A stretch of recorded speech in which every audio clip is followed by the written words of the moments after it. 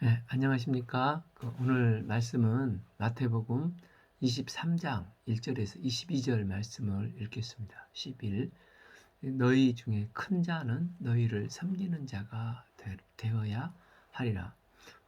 23장은 1절에서 12절은 신앙의 위선자들에 대한 말씀이 나오고, 이제 13에서 36절까지는 7가지 화 있을지언저 하고 화가 나옵니다.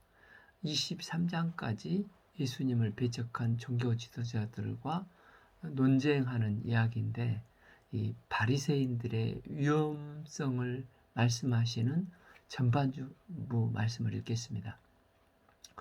제자들에게 말씀하여 이르시되 이 서기관들과 바리새인들이 모세의 자리에 앉았으니, 여기서 이제 서기관 바리새인들 스스로 말씀도 잘 알고 잘 믿는다고 생각을 하지만, 그런데 그것은 큰 착각이고 그들은 엉터리 신앙에 대한 경고입니다. 특별히 23장 말씀은 주로 교회에서 어떤 장로나 권사, 목회자나 그 선교사 등 영적 지도자인 주로 영적 지도자인 우리들의 모습이 이 안에 있습니다.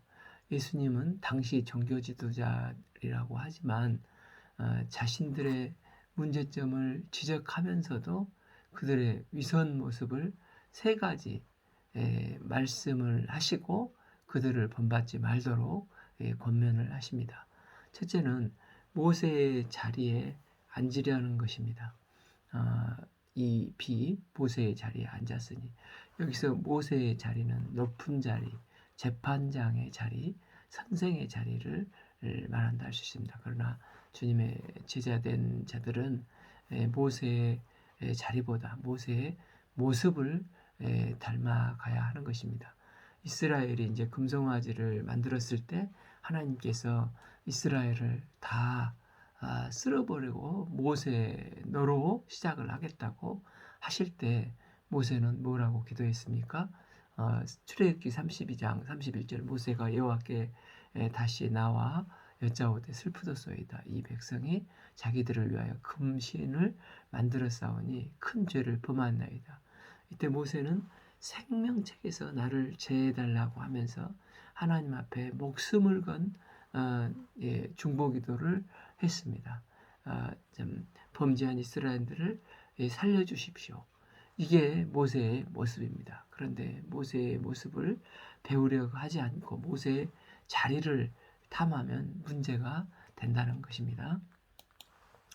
이 바리새인들은 이들이 자리나 타이틀을 탐할 뿐만 아니라 선생으로 불려지기를 좋아하고, 또 아버지, 회장님 등으로 불리는 것을 매우 좋아하고, 지도자라 불리는 것에 매우 좋아하는 것입니다. 우리가 위선에서 벗어나기 위해서는 이런 모세의 자리를 떠나야 합니다.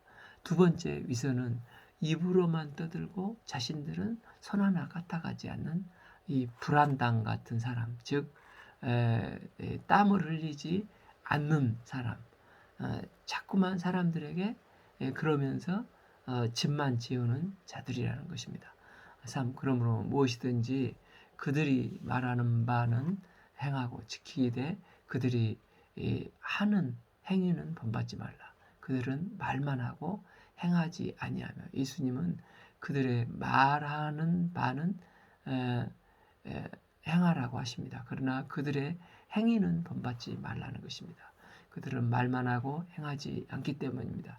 그러면서 그들은 따르려는 자들에게 어떻게 합니까? 4. 또 무거운 짐을 묶어 사람의 어깨에 지우되 자기는 이것을 한 손가락으로도 움직이려 하지 아니하며. 이 바리새인들은 그 율법을 613개의 조항으로 이렇게 나누고 거기에 세부 세치까지 만들어 그것을 다 지키도록 강요하며 무거운 짐을 사람들에게 지웠습니다. 이로 사람들은 죄의식 가운데서 살면서 율법에 끌려다니며 시달리게 되었습니다. 세 번째 위선은 바리새인들은 사람들의 인정 욕구에 목말라 있는데 그게 위선자의 특징이라는 것입니다. 또 그들이 모든 행위로 사람들에게 보이고자 하나니 곧 그 경문을 따라 넓게 하며 옷소를 길게 하고 누가복음 18장에서 세리하고 바리새인들의 기도가 나오지 않습니까? 바리새인들은 따로 서서 사람들이 잘 보이는 사거리에서 큰 소리로 나는 일주일에 2번씩 금식을 하는 경건한 사람이라고 사람들이 박수치고 인정해 줄까봐 이런 인정 욕구에 목말라 있는 것입니다. 이 본문의 경문은 신명기 6장의 쇠마를 보면 말씀을 적어 담는 조그만한 이 통을 이마에 붙이기도 하고 또 옷소를 길게 이게 끈을 연결해서 길게 거기다 이제 말씀을 적어 놓습니다. 이런 것으로 실제로는 말씀대로 살지 못하는 불안당 같으면서도 경건해 보이는 척 문안받는 것을 매우 좋아했다는 것입니다. 그래서 예수님은 잔치의 윗자리와 회당의 높은 자리와 7 시장에서 문안받는 것과 사람에게 랍비라 칭함받는 것을 좋아하느니라. 8 그러나 너희는 랍비라 칭함받지 말라. 너희 선생은 하나요 너희는 다 형제니라. 제자들이 나중에 이제 제자 양성을 하고 세계 선교 나가서 스승이 되어서 윗자리에 앉고 문안받고 랍비라 칭함을 받는 일들이 있을 것인데 이게 너무 신경 쓰지 말고 조심하라는 것입니다. 왜냐하면 진정 너희의 선생이요 랍비는 예수님 한 분뿐이고 너희들은 그 안에서 다 형제라는 것입니다. 이 땅에 있는 자를 아버지라 하지 말라. 너희의 아버지는 한 분이시니 곧 하늘에 계시니라. 그러니 사람을 너무 신비화 시키지 말라는 것입니다. 아무리 존경할 부분이 있어도 그 사람을 신비화 시켜 놓으면 너무 큰 기대를 하니까 시간이 지나면 또 큰 실망을 하게 되고 나중에 양쪽이 다 실족하기가 쉽다는 것입니다. 우리가 진정 믿고 존경하고 예배해야 될 분은 오직 하나님 한 분밖에 안 계십니다. 인간은 다 부족한 죄인입니다. 인간은 다만 불쌍히 여기고 품어주고 감당해주고 기도해줘야 될 대상입니다. 이 바리새인들의 문제점은 사람 앞에 보이려고 하는데만 신경 쓰는 위선과 높은 자리에 앉기를 좋아하는 또 존경받기를 좋아하는 그 외식에 있다는 것입니다. 이런 바리새인의 문제를 지금 예수님께서는 누구에게 설명을 하고 계시는 것입니까? 예수님을 따르는 제자들과 예수님에게 호감을 갖고 주님을 존경하는 무리들에게 설명을 하고 계십니다. 이들이 이제 예수님의 십자가와 부활, 승천하신 후에는 이제 땅 끝까지 나가서 주님께서 가르쳐 주신 분부한 말씀을 가르쳐 지키게 하여 제자 양육을 하고 그들의 이제 스승 역할을 감당해야 될 사람들입니다. 그런데 스승의 역할을 감당해야 될 사람들이 자칫 범하기 쉬운 잘못이 있다면 그게 부지불식간에 외식에 빠져든다는 것입니다. 이게 또 자기도 모르게 신경 쓰고 이제 남에게 보이는 데만 신경 쓰고 또 존경받는 일에 지나치게 관심을 갖기 쉽고 외식을 하는 것입니다. 예수님은 지금 제자들이 나중에 선생이요 스승이 될 터인데 너희들이 자칫 잘못하면 저 바리새인들 같이 외식하고 위선하고 존경받는 걸 좋아하고 이렇게 하다 선생이라 칭함받는 것을 좋아하고 그런 정말 그 주님의 역사를 섬겨야 되는데 그런 어떤 외적인 것으로 흐르는 경향의 삶을 사는데 이것을 경계하고 계시는 것입니다. 그러면서 예수님이 뭐라고 말씀하십니까? 10절 또한 지도자라 칭함을 받지 말라. 너희의 지도자는 한 분이시니 곧 그리스도시니라. 스승이 될 때 랍비라 칭함받기를 너무 신경 쓰지 말라. 진정 너희의 선생은 예수님 한 분이요. 우리의 진정한 지도자도 예수님 한 분이십니다. 그래서 모든 영광을 예수님께 돌려야 하는데 하나님이 받으셔야 될 영광을 사람들이 중간에 가로채려고 하지 말라는 것입니다. 그 유혹에 빠지지 말라는 것입니다. 11. 너희 중에 큰 자는 너희를 섬기는 자가 되어야 하리라. 12. 누구든지 자기를 높이는 자는 낮아지고 누구든지 자기를 낮추는 자는 높아지리라. 이렇게 예수님은 섬김과 겸손의 원리를 거듭 반복해서 말씀을 하고 계십니다.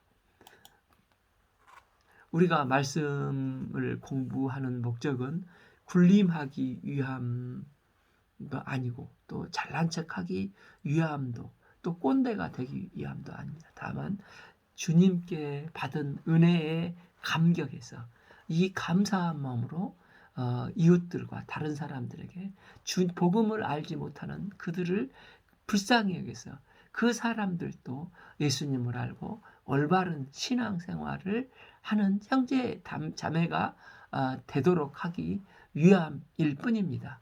우리의 신앙은 주님의 마음을 알고 주님의 섬김을 배워서 실천하는 모습으로 나가야 한다는 것입니다. 그리스도의 장성한 분량까지 무럭무럭 자라나가고 하나님의 형상을 닮아가는 삶이 되어야 하는 것입니다.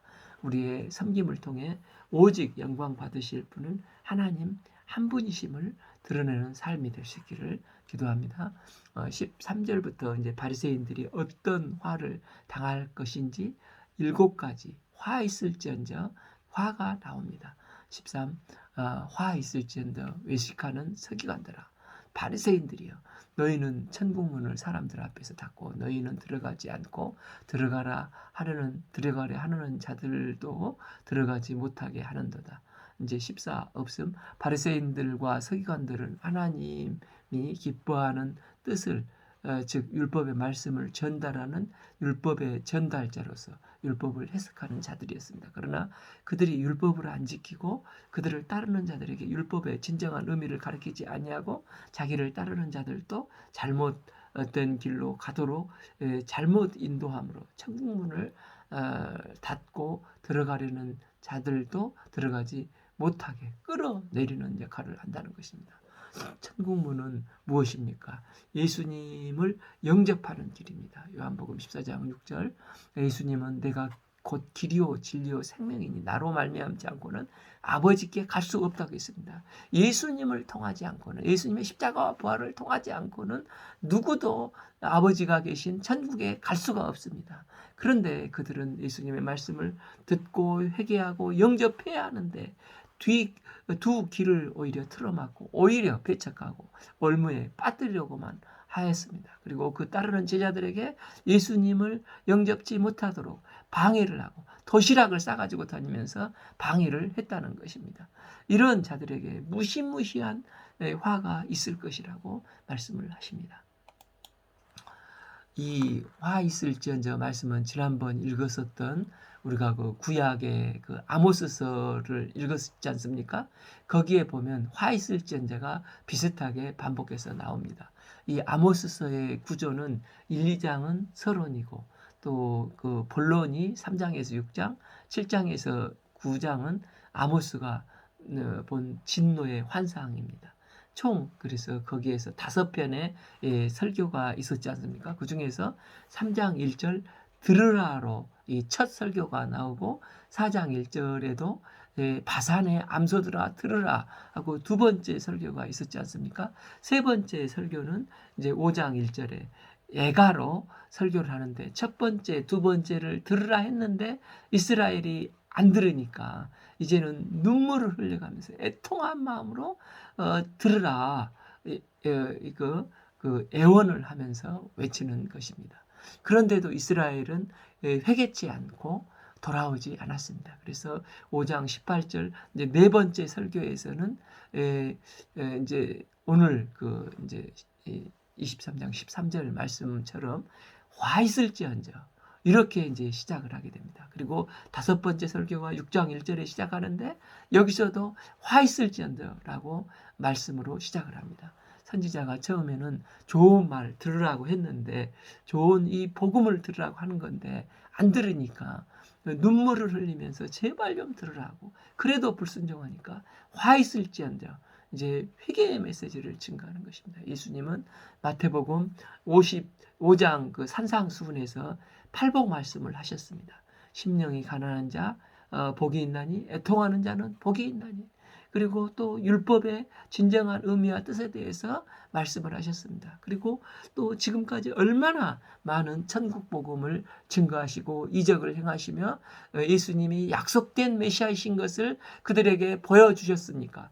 그런데 종교 지도자들은 자기들의 기득권을 뺏길까봐 눈을 틀어막고 귀를 틀어막고 예수님의 말씀을 안 들으려고 발버둥을 쳤습니다. 오히려 예수님을 올부에 넘어뜨리고자 계속해서 1차, 2차, 3차 이 공격을 하지 않습니까?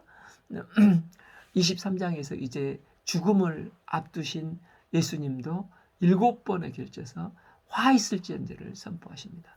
고린도후서 6장 2절 이르시되 내가 은혜 베풀 때 너에게 듣고 구원의 날에 너를 도왔다 하셨으니 보라 지금은 은혜 받을 만한 때요 보라 지금은 구원의 날이로다. 우리가 하나님의 말씀을 들을 수 있는 때가 있습니다. 무한정 있는 게 아닙니다. 지금이 은혜의 때요 구원의 날인 것입니다.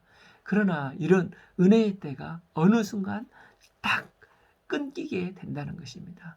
그래서 하나님은 사랑의 하나님이시지만 공의의 하나님이십니다. 하나님은 이 죄가 이 완악함이 목에까지 찰 때 하나님은 철저히 공의를 베푸셔서 심판하시는 하나님이십니다. 그러면 바리새인들처럼 아모스 시대처럼 이제 화 있을지언정가 시작이 되는 것입니다. 15 화 있을지언정 외식하는 서기관들아 바리새인들이여 너희는 교인 한 사람을 얻기 위하여 바다와 육지를 두루 다니다가 생기면 너희보다 배나 더 지옥 자식이 되게 하는도다. 이 서기관 바리새인들은 율법에 굉장히 열심히 했던 자들이었습니다. 바리새인들의 서기관들도 바다와 육지를 다니며 선교에 적극성을 띄었다고 합니다. 그런데 문제는 개종자들에게 할례를 시키고 성전세를 내게 하고 그들의 전통과 규범으로 만든 이제 그 율법의 조항을 이제 613교로 3개의 규례를 만들어서 이것을 지켜야 한다고 사소한 규법을 강요를 했습니다. 그 중에 어느 정도 율법을 지키면 그들은 이제 스스로 의로워지고 나는 저 세리와 저 창기와 같이 아니함을 감사하나이다 하면서 스스로 이제 의로워지는 것입니다. 자기 의가 가득 찬 자들이 되는 것입니다. 그들은 율법을 엉뚱하게 해석하고 또 엉뚱하게 가르쳐서 자기들보다도 더 자기 의가 충만한 이 교만한 자들, 이 악한 자들이 되어서 지옥에 들어갈 수밖에 없는 자들로 만들었다는 것입니다. 우리가 하나님의 말씀을 잘못 알게 되면 이런 위험에 얼마든지 빠질 수가 있습니다. 요즘 그 정명석 정말 어떻게 저럴 수가 있는가. 또 이만희를 통해 반면교사로 우리가 깨닫지 않습니까? 그래서 우리는 말씀 앞에서 늘 첫째도 겸손, 둘째도 겸손, 셋째도 겸손해야 하는 것입니다. 16 화 있을지언정 눈먼 인도자여 너희가 말하되 누구든지 성전으로 맹세하면 아무 일 없거니와 성전에 금으로 맹세하면 지킬지어다 하는도다. 맹세는 이제 보통 내가 돈 빌려간 것, 돈 있을 때 꼭 갚을게. 당신과 한 약속을 꼭 지킬게. 그런데 상대방이 평소 그의 행실을 보고 그 말을 믿어주는 게 아니라 의심의 눈초리로 과연 저 약속을 지킬 것인가 이 갸우뚱하게 됩니다. 그러면 야, 너 나 못 믿어? 내가 하나님의 이름으로 맹세할 수 있어. 내가 내 이름 이 부모님이 지어주신 내 이름 석자를 걸고 맹세할게 하고 맹세를 합니다. 이처럼 상대방이 안 믿어줄 것 같아서 맹세를 하는 것입니다. 그런데 우리 하나님은 신실하시고 진실하신 하나님이십니다. 하나님의 백성은 하나님의 형상으로 지음받은 사람들이기 때문에 하나님은 하나님이 신실하신 것처럼 우리도 삶이 신실하기를 원하십니다. 마태복음 5장 33절에서 예수님은 맹세하면 지키라가 아니라 아예 맹세하지 말라고 말씀을 하셨습니다. 이 말씀은 맹세하지 말라가 포인트가 아니고 그것보다도 너희들이 맹세하지 않고 천국 백성의 삶의 모습으로 맹세를 안 해도 사람들이 믿어줄 수 있을 만큼 신실한 존재, 너희의 신앙과 인격과 삶이 진실한 존재로 드러내는 삶이 돼야 된다는 것입니다. 예수님은 지금 맹세의 방법을 가르치는 게 아니고 맹세가 얼마나 불합리한가를 가르치고 계십니다.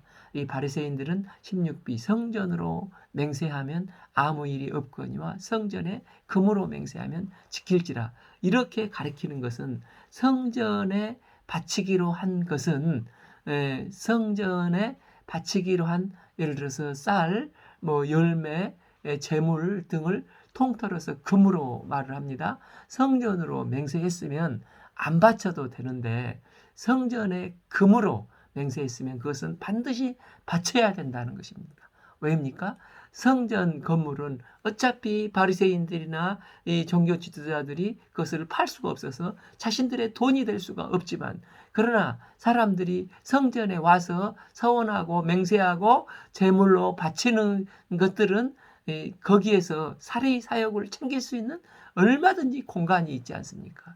그러니까 바리새인들은 성전은 금으로 맹세한 것은 반드시 지켜야 한다는 것입니다.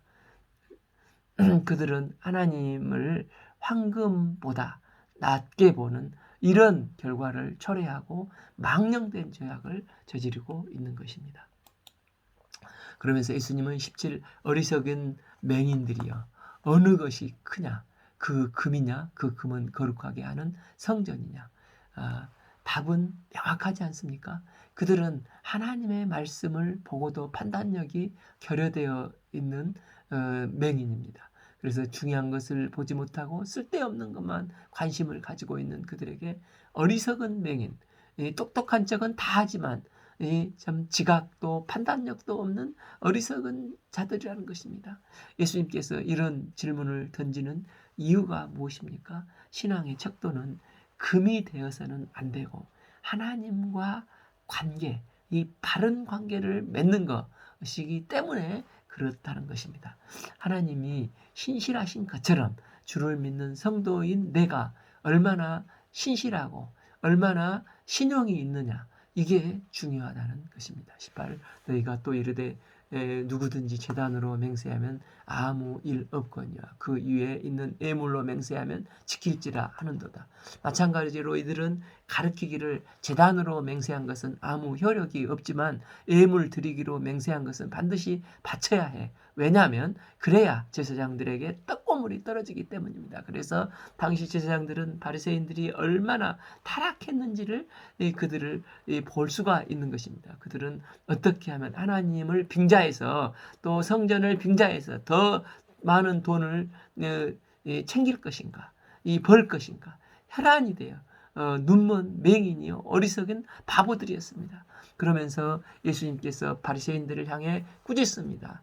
19 맹인들이요 어느 것이 크냐 그 예물이냐 그 예물을 거룩하게 하는 제단이냐 왜 예물이 거룩합니까? 주님의 거룩한 제단에 바쳐지기 때문에 드려지기 때문에 이 예물이 거룩한 것입니다. 그래서 예수님은 뭐가 중요한지를 분명히 말씀을 하시는 것입니다. 그래서 방금 우리가 읽었던 16, 17절은 성전이 나오고 성전에 금이 나왔습니다.